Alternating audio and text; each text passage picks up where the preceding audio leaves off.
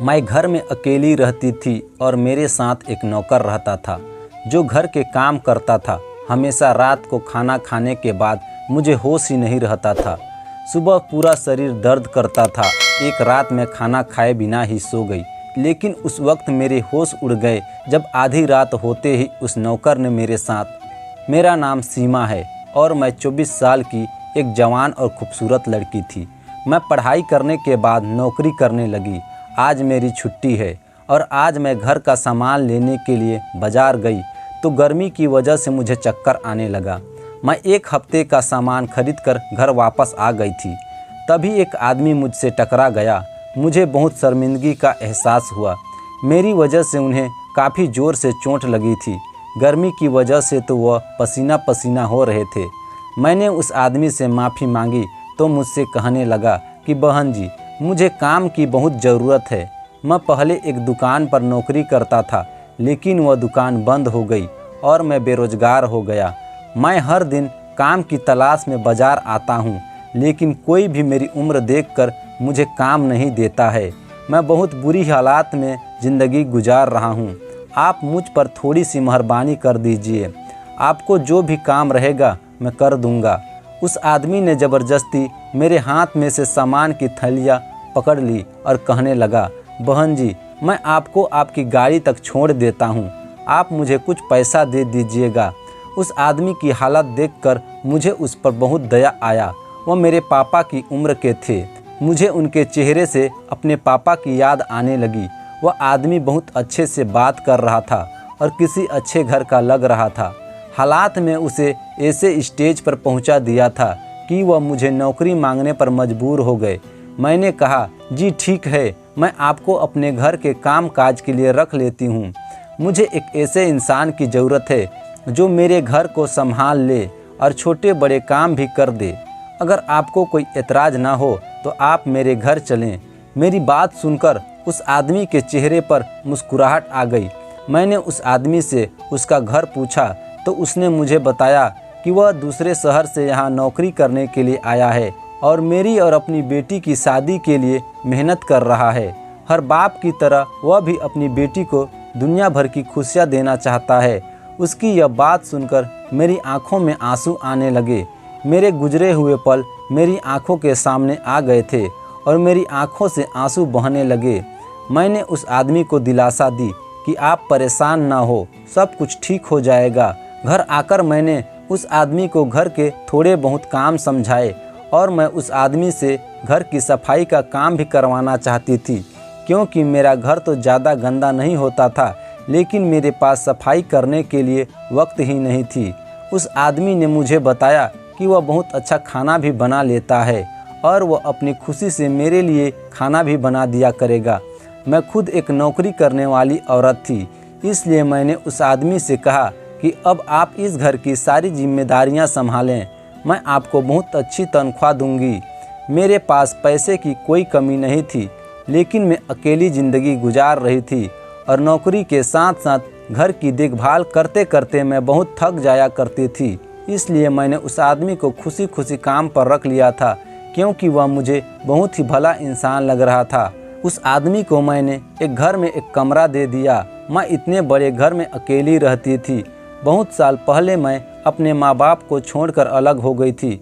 मुझे घर की चार दीवारी और रस्म रिवाज बिल्कुल भी पसंद नहीं थे। मेरे पिताजी ने मुझे बहुत ज़्यादा पढ़ाया था, लेकिन वह मेरी नौकरी के बिल्कुल खिलाफ थे और वो चाहते थे कि मैं पढ़ाई पूरी करते ही उनकी बहन के बेटे से शादी कर लूं। पिताजी ने मुझसे दो बड़ी बहनों के साथ भी यही किया था। उनकी भी पढ़ाई पूरी होते ही शादी कर दी थी और नौकरी के लिए मना कर दिया था। मैं अपनी ज़िंदगी में ये सब नहीं करना चाहती थी। मेरा इतना जल्दी शादी करने का कोई इरादा नहीं था। मैं अपने पैरों पर खड़ी होना चाहती थी। मेरे पिताजी ने मुझसे कहा था कि जब तुम दुनिया की रंगीनियों से थक जाओगी तो तुम्हें अपने पिताजी की एक बात याद जरूर आएगी कि शायद पिताजी ने बिल्कुल ठीक ही कहा था। अब मुझे अक्सर पिताजी की बहुत सारी बातें याद आया करती थी। जब भी मैं थकी हारी जॉब से लौटकर घर आता हूँ तो वह घर मुझे अपने माता पिता की याद दिलाता है। मेरे माता पिता ने मेरी बहनों को पलकों पर बिठा कर रखा था और मैंने कभी घर का काम काज नहीं किया था। लेकिन जब से मैं अपने माता पिता से लड़कर घर छोड़कर आई थी, मुझे सब कुछ खुद करना पड़ता था और धीरे धीरे मुझे एहसास हुआ था कि मेरे माता पिता ने मुझे किस तरह दुनिया के सर्द गर्म से बचा कर रखा हुआ था। अपनी डिग्री के बल पर मुझे एक बहुत अच्छी कंपनी में नौकरियां मिल गई थी। मैं जब भी पीछे हटकर देखती, मुझे यकीन हो जाता कि मैं घर को छोड़कर बिल्कुल सही फैसला लिया है। लेकिन मुझे अब माता पिता की याद बेचैन कर देती है। मेरे पिताजी कहा करते थे कि लड़कियों को नौकरी करने के बाद भी शादी ही करनी होती है, तो बेहतर है कि किसी अच्छे लड़के से शादी करके मैं तुम्हें विदा कर दूं। जबकि मेरा मानना था कि मुझे अपने पैरों पर खड़ा होना चाहिए और अपनी मेहनत से ज़िंदगी में कुछ हासिल करना चाहिए। मैं इतनी जल्दी शादी नहीं करना चाहती थी। घर छोड़ने के बाद मैं अपने सारे सपनों को पूरा किया था। मैं सारा वक्त अकेले घर के कामों में उलझा रहती और मुझे आराम का भी वक्त नहीं मिलता था। कभी कभी तो मैं थक कर इस कदर चूर हो जाती कि रात का खाना खाए बगैर ही बिस्तर पर पड़ जाती थी।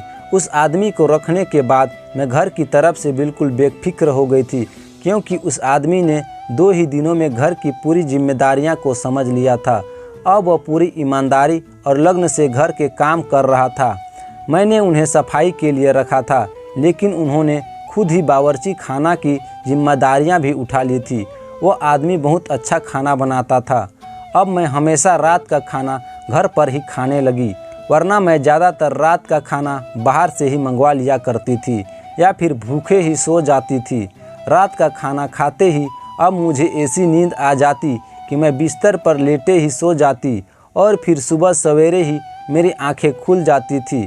उस आदमी के आने से मैं अपनी नींद को लेकर बहुत ही ज़्यादा परेशान थी, क्योंकि मुझे पहले सारी रात बिस्तर पर लेटे रहने के बाद भी नींद नहीं आती थी। थकावट की वजह से मेरा सर दर्द करता था, लेकिन उस आदमी के आने से मुझे बहुत आराम था। मुझे बहुत अच्छी नींद आने लगी थी और उनका काम पर रखे हुए 16 दिन ही हुए थे कि सब कुछ बहुत अच्छे से चल रहा था। एक रात मुझे ऑफिस का कुछ काम निपटाना था, इसलिए मैंने खाना एक तरफ रख दिया और पहले काम करने लगी। थोड़ी ही देर में वह आदमी मेरे कमरे में आ गया और मैं उसकी तरफ देखा और पूछा कि क्या हुआ, इतनी रात यहाँ? तो वह कहने लगा कि मुझे लगा कि आपकी तबीयत ठीक नहीं है, इसलिए देखने के लिए चला आया। क्योंकि आपके कमरे की लाइट जल रही थी तो मुझे काफ़ी फिक्र हुई। मैंने उस आदमी से कहा कि नहीं, मैं तो बिल्कुल ठीक हूँ, अपना काम कर रही हूँ, आप जाकर सो जाएं। वह आदमी अपने कमरे में चला गया। जब अपना काम खत्म करके मैं सोने लगी तो मेरे दिमाग में एक सवाल आया, वह आदमी इतनी रात तक क्यों जाग रहा है, जबकि वो तो मुझसे पहले का उठा हुआ होता है। मैं जब सोकर उठती हूँ तो वह पूरे घर की सफाई कर चुका होता है और मेरे लिए नाश्ते की तैयारियां में लगा हुआ होता है। इसी सोच में कुछ देर के बाद मैं सो गई और हमेशा की तरह सुबह उठकर ऑफिस चली गई। लेकिन कहीं न कहीं मेरे दिमाग में उस आदमी को लेकर बहुत सारे सवाल उठ रहे थे, क्योंकि मैं उस आदमी को बिल्कुल भी नहीं जानती थी और मैंने उस पर इस कदर भरोसा कर लिया था कि उसे अपने घर में जगह दे दी थी। मुझे ऑफिस में पहले ही बहुत सारी परेशानियों का सामना करना पड़ रहा था और अब ऐसे में इस आदमी को लेकर भी मैं बहुत परेशान हो गई थी। वैसे तो आदमी बहुत अच्छे से बात करता था और दिल लगाकर घर का काम कार्य भी करता था। मुझे उसने कोई परेशानी नहीं होने दी, लेकिन कल रात की बात में मुझे कुछ उलझन में डाल दिया था। शाम को जब मैं घर वापस लौटी तो आदमी ने फौरन चाय बनाई और मेरे कमरे में ले आया। मैंने उससे पूछा कि उसके घर वाले कैसे हैं और उसकी बेटी की शादी कब है। उस पर वह मुझे बताने लगा कि उसके घर वाले गांव में रहते हैं और उससे शहर आए हुए कई साल गुजर चुके हैं। वह यही नौकरी करता है और 2 साल में एक बार अपने घर के चक्कर लगाता है।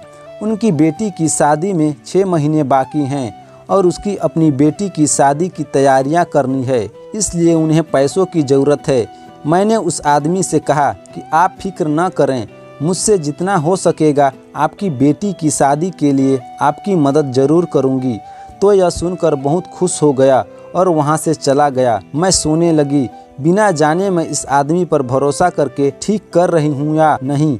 मैंने सोचा कि मुझे एक बार इस आदमी को आजमा लेना चाहिए। मैं रात को खाना नहीं बनाया बल्कि बीमारी का बहाना करके जल्दी सोने के लिए लेट गई। मैं आंखें बंद करके काफ़ी देर लेटी हुई थी, लेकिन कुछ भी नहीं हुआ। मैं सोच ही रही थी कि मैं फालतू में ही एक अच्छे इंसान पर शक किया और न जाने क्या क्या सोच लिया। इतने में कमरा का दरवाज़ा खुला और वह आदमी कमरे में चला आया। मैं कमरे का दरवाज़ा लॉक करके ही सोने के लिए लेटी थी।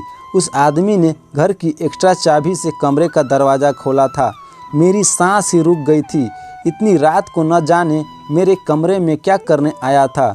मुझे सोता हुआ देखकर वह वापस कमरे से बाहर निकल गया और मेरी सांस में सांस आई। लेकिन वह वक्त मेरे कदमों तले से ज़मीन निकल गई जब उस आदमी के पीछे एक ऐसा इंसान कमरे में आया जिसे मैं बहुत अच्छी तरह से जानती थी, और मुझे यकीन नहीं आ रहा था कि वह इंसान आधी रात को मेरे कमरे में भी मौजूद हो सकता है। वह इंसान मेरे बिस्तर के करीब चला आया और मेरे पास बैठ गया। उसकी निगाहें मेरे शरीर पर थी। जैसे ही उसने मेरे चेहरे पर हाथ फेरा, मेरी तो जान ही निकल गई और मैं उठकर बैठ गई। मुझे जागता हुआ पाकर वह इंसान भी हक्का बक्का रह गया। शायद उसे यकीन था कि मैं गहरी नींद में सो रही हूँ। मैं फ़ौरन ही कमरे की सारी लाइट जला दी और शोर मचा दिया। वह आदमी जो मेरे घर में काम कर रहा था, वह भी फ़ौरन मेरे कमरे से चला गया। मैं गुस्से से उस आदमी की तरफ देख रही थी और वह नज़रें झुकाए खड़ा था। मैंने आगे बढ़कर उस इंसान का कॉलर पकड़ लिया और उससे सवाल किया, और रात के इस वक्त मेरे घर में क्या कर रहा है? जबकि मैं अच्छी तरह से जानती थी नहीं वह इंसान मेरे कमरे में क्यों आया है। जब मैं अपना घर छोड़कर नौकरी के लिए निकली तो मुझे अंदाज़ा हुआ कि दुनिया में अच्छे लोगों के साथ साथ बहुत से बुरे लोग भी मौजूद हैं जो आपके लिए मुश्किल खड़ी कर देते हैं, खासकर उस वक्त जब आपके सर भाई का साया न हो। मेरी नौकरी एक बहुत बड़ी कंपनी में तो लग गई थी, लेकिन वहाँ का मैनेजर जो मेरा बॉस था, मेरे लिए एक मुसीबत साबित हुआ था। मैं जवान होने के साथ साथ बहुत ज़्यादा खूबसूरत भी थी और यही बात मेरे लिए परेशानी बन गई थी। उसकी गंदी नज़रें हर वक्त मेरी तरफ जमी रहती है। वो मैनेजर मेरी खूबसूरती पर पूरी तरह दीवाना हो गया था और उसने ऑफिस में मेरा काम करना भी मुश्किल कर दिया था। वह बहाने बहाने में मुझे कमरे में बुलाता और मेरे करीब आने की कोशिश करता। मैं जितना उससे बचने की कोशिश करती, वह जानबूझकर उतना ही मुझे तंग करता। जब मैं उसके कमरे में नहीं जाती तो वह खुद मेरे केबिन में चला आता और मुझे इस तरह की बातें करता कि मैं शर्म से पानी पानी हो जाती। मैं जानती थी कि उसके नियत गलत हैं। एक दिन वह मुझसे कहने लगा कि वह मुझे बहुत अच्छा प्रमोशन दिलवाएगा अगर मैं उसकी ख्वाहिशों को पूरी कर दूंगी। मुझे अच्छी तरह मालूम था कि उसकी ख्वाहिश क्या होगी, इसलिए मैंने एक ज़ोरदार थप्पड़ उसके चेहरे पर मार दिया। मैं सोच भी नहीं सकती थी कि वह इतनी बड़ी कंपनी का काम करने वाला मैनेजर इतनी घटिया सोच का मालिक होगा। मैं उसकी बेटी की उम्र की थी, लेकिन उसे फिर भी मेरे साथ इतनी घटिया बात करते हुए कोई शर्म महसूस नहीं हुई। जैसे ही मैंने उसके मुंह पर थप्पड़ मारा, ऑफिस में हंगामा खड़ा हो गया और बात ऊपर तक चली गई। मैंने अपनी सफाई में कुछ कहने की कोशिश ही नहीं की, जबकि मैनेजर ने मेरे खिलाफ बता दिया और कहा कि मैं उसे प्रमोशन मांग रही थी, और जब मैं उसके प्रमोशन देने से इनकार किया तो मुझे बदनाम करने के लिए यह खेल रचाया है।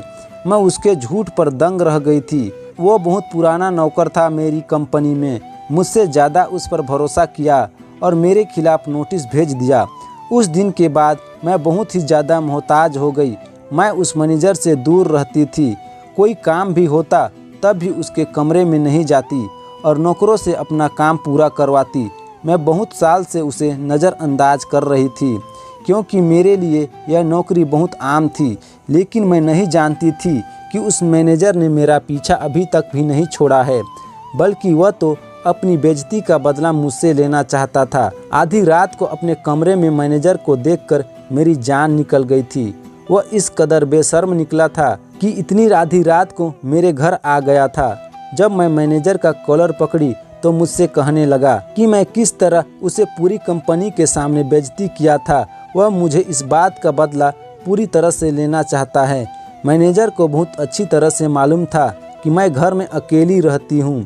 उसने मेरे बारे में सब कुछ मालूम कर लिया था कि मैं घर में काम काज करने के लिए नौकर को रखना चाहती हूँ, और उसने जानबूझकर अपने नौकर को मेरे रास्ते में भेजा और वह मेरे घर तक पहुँच गया। वह आदमी जो मेरे घर की नौकरी कर रहा था वह मैनेजर का नौकर था। उसके कहने पर वह मेरे घर में आया था। थोड़ी ही दिनों में उस आदमी ने मेरे घर की एक एक बात मैनेजर को बता दी थी और वह जान गया था कि वह बहुत आसानी से मेरे कमरे तक जा सकता है। मैनेजर मुझे अपनी ख्वाहिश का निशाना बनाना चाहता था। वह मेरे साथ अपनी हवस पूरी करना चाहता था ताकि वह मुझे सारी ज़िंदगी ब्लैकमेल करके अपने बिस्तर तक ले जा सके। लेकिन उससे पहले ही उसकी सारी हकीकत मेरे सामने खुल गई थी। मैनेजर 50 साल का शादीशुदा और 4 बच्चों का बाप था। बस वह मुझे बेइज्जत करना चाहता था क्योंकि मेरे सर पर बाप भाई का साया नहीं था और इसलिए उसने मुझे अच्छे से इस्तेमाल किया। आज मुझे एहसास हो रहा था कि मेरे पिताजी ठीक ही कहा करते थे कि बेटियां अपने घर की 4 दीवारी में सुरक्षित होती है। मैंने उस आदमी की तरफ गुस्से से देखा और उससे कहा कि आप तो मेरे पिताजी की जगह थे। मैंने आप पर इतना भरोसा किया कि आपकी मजबूरी सुनकर आपको अपने घर ले गई।